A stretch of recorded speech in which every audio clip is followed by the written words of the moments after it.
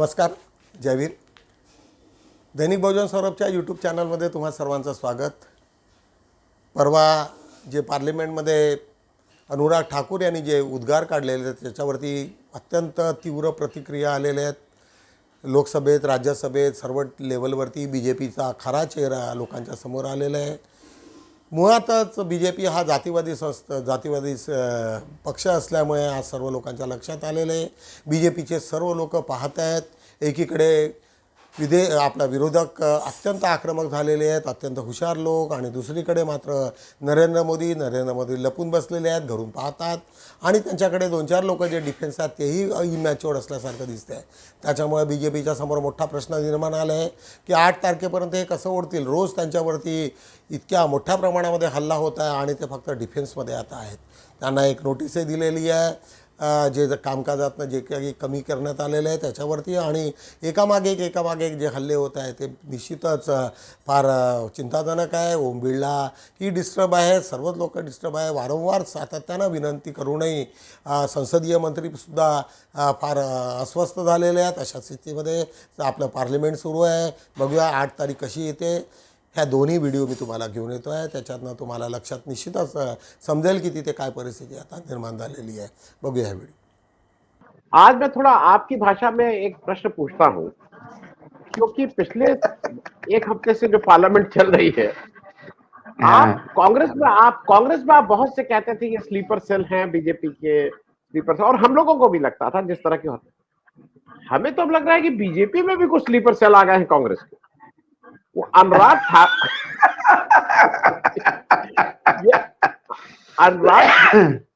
ठाकुर ने कल जो काम किया वो फ्री हिट नो बॉल पे, मतलब ऐसा छक्का मारने के लिए उन्होंने दिया जिसपे सबने छक्का मारा. और मतलब ये इशू जात पूछना, ये सब पूछना, वो किसको करना चाह रहे थे? ये उनकी मूर्खता है, अहंकार है, कि जानबूझ के स्लीपर सेल वाली हरकत है? मैं थोड़ा आपसे समझना चाहूंगा, क्योंकि ये उन्होंने एक अजीब सा मुद्दा बैठे बिठाए इंडिया गठबंधन को दे दिया, और जिसको नहीं, और अच्छा ही हुआ कि राहुल गांधी ने तो उसको मान लीजिए हल्के से जैसे स्टाइल में किया. इसने तो 2 कदम आगे बढ़ के अखिलेश यादव ने जो इनको मारा है वो मैदान से उड़ गई गेंद, और अखिलेश यादव इंडिया गठबंधन के एस्टैब्लिश बड़े नेता बन गए उस एक छक्के से. देखिए आनंद जी, दोनों बातें हैं. एक तो एक कुपढ़ों की जमात है, ये अनपढ़ नहीं है और पढ़े लिखे भी नहीं, एक कुपढ़ है ना. तो मोदी जी जब 2014 में आए तो उन्होंने एक कुपढ़ों की एक जमात तैयार की, क्योंकि वो खुद भी कुपढ़ है ऐसा मैं मानता हूं. और फिर दूसरी बात जो है, अंदरूनी जो टसल है बीजेपी में, उसमें ये अमित शाह जी के साथ है. ये अमित शाह के आर्मी के सरदार हैं. ये पीयूष गोयल, धर्मेंद्र प्रधान, ये जो ये यंग ब्रिगेड है, ये अमित शाह जी के साथ है. तो करेला नीम चढ़ा जैसी स्थिति हो गई है. नहीं, वो जय शाह वाला पार्टनर भी है अशोक भाई. कहीं में मैंने वही तो कहा कि ये क्रिकेट का कनेक्शन भी है, बहुत सारी चीजें. तो ये कांग्रेस में अपने जो राजू शुक्ला है उनसे भी टच में है, लेकिन मैं अभी इनको स्लीपर सेल नहीं मानता. लेकिन ये वो काम जरूर करते हैं. ऊपर होने की वजह से उन्होंने ऐसा मारा कि एक तो ये जो बीजेपी की हार्डकोर सोच है, मनुवादी सोच और सामंती सोच, ये बार बार उभर के आती है. देखिए, हम जब बार बार कहते हैं आनंद जी, ये लोगों को भी लगता होगा कि यार क्यों डराते हैं ऐसे. ये जो बोल रहे थे ना 370 पार हमको इसलिए चाहिए कि हमको संविधान बदलना है, बहुत मैं सैल्यूट करता हूं इस देश की जनता को जिन्होंने 240 पे लाके इनको ब्रेक लगा दिया. नहीं तो ये वाकई मनुस्मृति ही रिप्लेस करते. अभी तक तो मनुस्मृति रिप्लेस हो जाती. अनुराग ठाकुर एक ठाकुर कम्युनिटी से आते हैं और सामंती सोच विचार के व्यक्ति हैं. उनका व्यवहार भी पब्लिकली देखा जाए तो बहुत ही सामंती है. तो उसी सोच पे उन्होंने जाति पूछी. जाति पूछना, कम से कम मैं जिस राज्य से आता हूं महाराष्ट्र से, वह जाति पूछना गाली है. ये नहीं पूछ सकता कि आप कौन जात के हो, आपकी जाति क्या है. मैं पहले भी बोलता हूं कि वानखड़े जो है सरनेम, ये मराठों में भी है, ये शेड्यूल कास्ट में भी है, ये सोनार जो गोल्ड स्मिथ होते उनमें भी है, और अब मुसलमानों में भी है समीर वानखड़े के बाद। ठीक है, तो इतने सारे, तो कोई किसी मुझे यदि पूछना चाहेगा कि मैं कौन हूं, तो ये नहीं पूछेगा कि आप कौन जात के मराठा हो कि शेड्यूल कास्ट हो, ऐसा नहीं पूछेगा। वो पूछेंगे आप किस शहर से, कहाँ से हो, मेरे यवतमाल डिस्ट्रिक्ट। अच्छा, यवतमाल डिस्ट्रिक्ट में कहाँ से, मैं मेरा गांव का नाम बताऊंगा, तो वो 4 रेफरेंस देंगे मुझे। अच्छा, वो जो वानखड़े, वो मैंने बोला हमारे चाचा ही लगते हैं। अच्छा अच्छा अच्छा, यहाँ से वो इन्फ्लुएंस ढूंढने का प्रयास करेंगे, लेकिन जाति नहीं पूछेंगे, वो गाली है। और इन्होंने तुरंत जाति पूछ ली और सदन पे पूछ ली। अब आपको जातियों से कितना लगाव है ये दिखता है, क्योंकि बोलने वाला सामंती है, ठाकुर है, सामंत सोच विचार का है, उस पार्टी को बिलोंग करता है जो मनुस्मृति में घोर विश्वास रखती है। वो मनुस्मृति जो 4 वर्णों की बात करते हैं, ब्रह्म के मुंह से ब्राह्मण निकला, हाथों से क्षत्रिय निकला, तो क्या उधर से पेट से वो निकला, बनिया और व्यापार करने वाले निकले, वैश्य निकले, और चरणों से शूद्र निकला। ये जो इनका सोच विचार है, ये झलकता है इससे। तो इनको क्या है, देखिए, एक इस पार्लियामेंट में बहुत सुनने लायक है। मैं तो सभी जो थोड़े बहुत जो स्टूडेंट्स होंगे पॉलिटिकल साइंस के, उनको मैं कहता हूं कि ये सारे यूट्यूब पे सारे भाषण हैं सब नेताओं के, देख लीजिए आप। निर्मला सीतारमण जी ने बजट प्रेजेंट किया, उस बजट का पोस्टमार्टम राहुल गांधी ने किया। बाकी सब लोग राहुल गांधी के भाषण पे बोल रहे हैं, बजट पे कोई नहीं बोल रहा है। जो भी बोल रहा है राहुल गांधी के भाषण पे बोल रहा है, क्योंकि राहुल गांधी ने जो पोस्टमार्टम किया उससे सरकार नग्न हो गई, वो मुखौटा उतर गया। अंतिम व्यक्ति 140 करोड़ मेरा परिवार, कोई परिवार नहीं है, उद्योगपति सिर्फ आपका परिवार है साहब। सारे सोशल सेक्टर में आपने पैसा काटा है, एग्रीकल्चर में आपने पैसा काटा है, आपने डिफेंस में पैसा काटा है।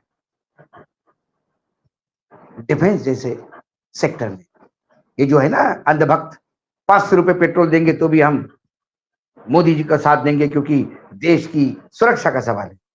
अरे तुमसे वो 500 रुपए पेट्रोल नहीं, 100 रुपए पेट्रोल में भी उधर पैसा नहीं दे रहा है, उधर का भी काट रहा है। तो कुल मिलाकर ये जब बजट है, ये इतना हास्यास्पद डॉक्यूमेंट है कि कोई भी आदमी, मतलब 12वीं क्लास का जो थोड़ा बहुत लड़का अकाउंट जानता है, थोड़ा गणित जानता है, वो भी इसकी धज्जियां उड़ा सकता है। कि राहुल गांधी की बहुत बड़ी राजनीतिक जीत है। 2014 के साल में जब तूफान था नरेंद्र मोदी का, उस वक्त राहुल गांधी ने उनकी सूट नीलाम करवा दी थी, ये बोल के सिर्फ एक बात कि ये सूट बूट की सरकार है। ये जितना भी राहुल गांधी को खारिज करें, ये डरते बहुत हैं। सदस्यता ले ली, संसद से अदानी और प्रधानमंत्री के तस्वीर को कार्रवाई से हटाया गया, अब आप खुद ही बोल रहे हैं।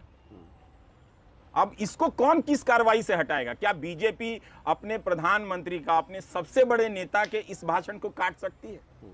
ये तो आकाश आनंद है नहीं।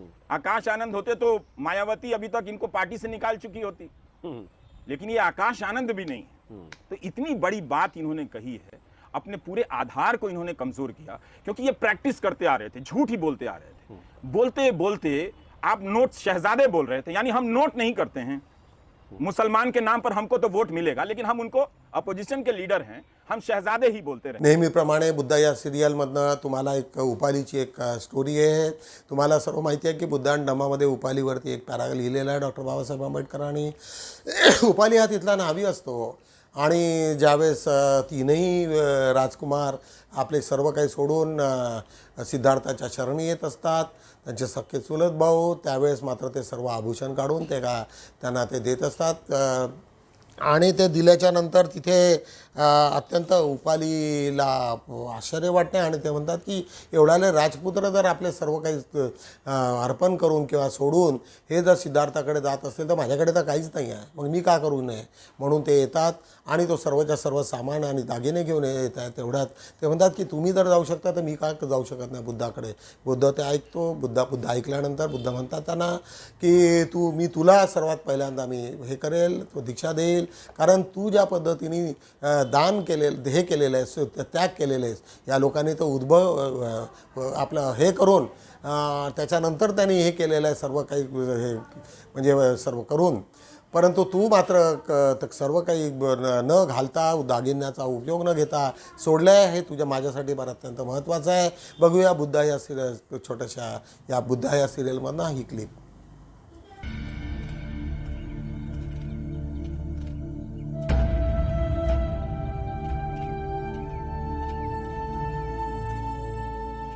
शुभ आत्माएं उजाले की ओर बढ़ रही हैं. हाँ गुरुदेव, हम अपने प्रिय बुद्ध के चरणों में अपने जीवन को समर्पित करने आए.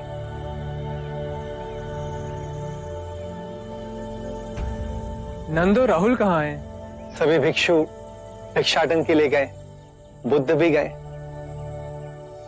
युवराज, युवराज! वाली तुम हमारे पीछे पीछे क्यों आए? जब आप तीनों मुझे गठरी देकर गए तो मेरे मन में आया कि मैं देखूं कि इसमें क्या है, और मैंने देखा तो इसमें बहुमूल्य आभूषण थे. ये आभूषण हमने तुम्हें स्वेच्छा से दिए. हम भिक्षुक बनेंगे, ये सब हमारे लिए व्यर्थ है. पली, तुमने नाई का कार्य करके कपिल वस्तु में हमारी इतने सालों तक सेवा की है, तो हमने सोचा कि जाने से पहले ये सारे आभूषण हम तुम्हें दे दें. ये आभूषण आपके आने वाले जीवन में आपकी सहायता करेंगे. वही तो मैंने भी सोचा. तुमने क्या सोचा? मैंने सोचा यदि कपिल वस्तु के युवराज रत्न और धन का त्याग कर बुद्ध की शरण में जा सकते हैं, तो मैं तो निर्धन हूं. मेरे पास तो त्यागने के लिए कुछ भी नहीं है. यदि बुद्ध के चरण में मुझ जैसे निर्धन को स्थान मिल जाए तो. उपाली, तुम भिक्षु कैसे बनोगे? तुम तो जाति से शूद्र हो. मेरे संग में ना जाति भेद है, ना ही वर्ण भेद.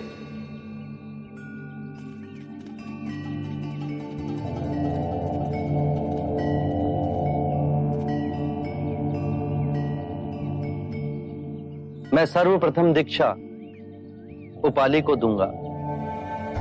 उपाली, संन्यास के लिए सब कुछ त्यागना पड़ता है, परंतु तुम्हारा त्याग सर्वोत्तम है. युवराज, धन, ऐश्वर्य, आभूषण सब कुछ त्याग कर आए, क्योंकि वो इनका सुख भोग चुके हैं, इसीलिए त्याग सके. दैनिक बहुजन स्वराज्याचा पेपरचा आज आढावा घेऊया.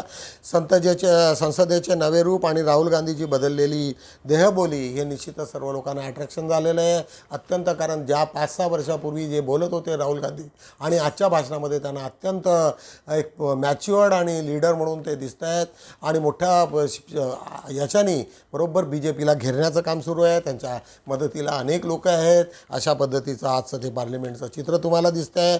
वायनाडमधील दुर्घटनेवरून खडाजंगी पार्लिमेंटमध्ये तिथे मोठ्या प्रमाणात लँडस्लाइड झालं. अनेक लोकांना तिथे 157 लोकांना मृत्यू झाले, 160 लोकांचा मृत्यू झालेला आहे.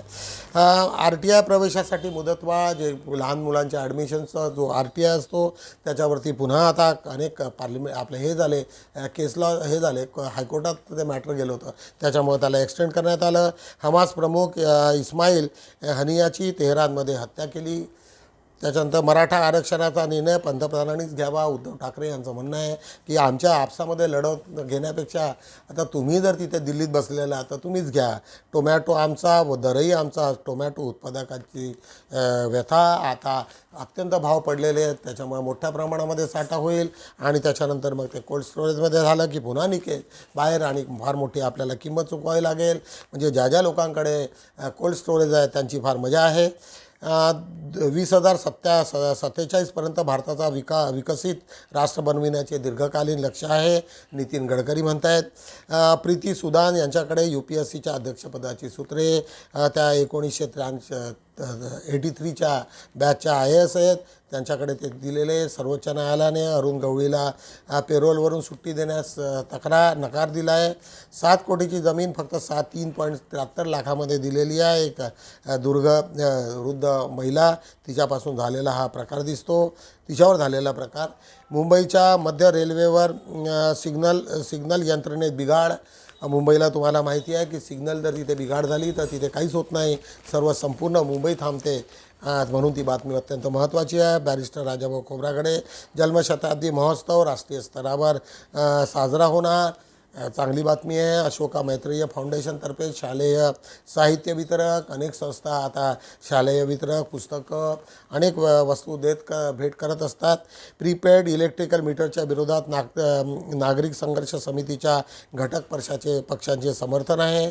सम्यक संवाद प्रबोधन व्याख्यानमालांतर्गत हार्ट फेल्युअर या विषयावरती चर्चासत्र आहे. तुम्हा सर्व लोकांना विनंती आहे की तुम्ही निश्चितच त्याच्यात भाग घ्या आणि बघा, काही असं कधी होऊ नये तुमच्या आयुष्यामध्ये. माणसासाठी माणसाने भांडवल म्हणजे भाऊ, डॉक्टर नीलकंठ कुलसंगे यांचं म्हणणं. अण्णाभाऊ साठे यांच्या जयंतीनिमित्त आज आदरांजली सभा.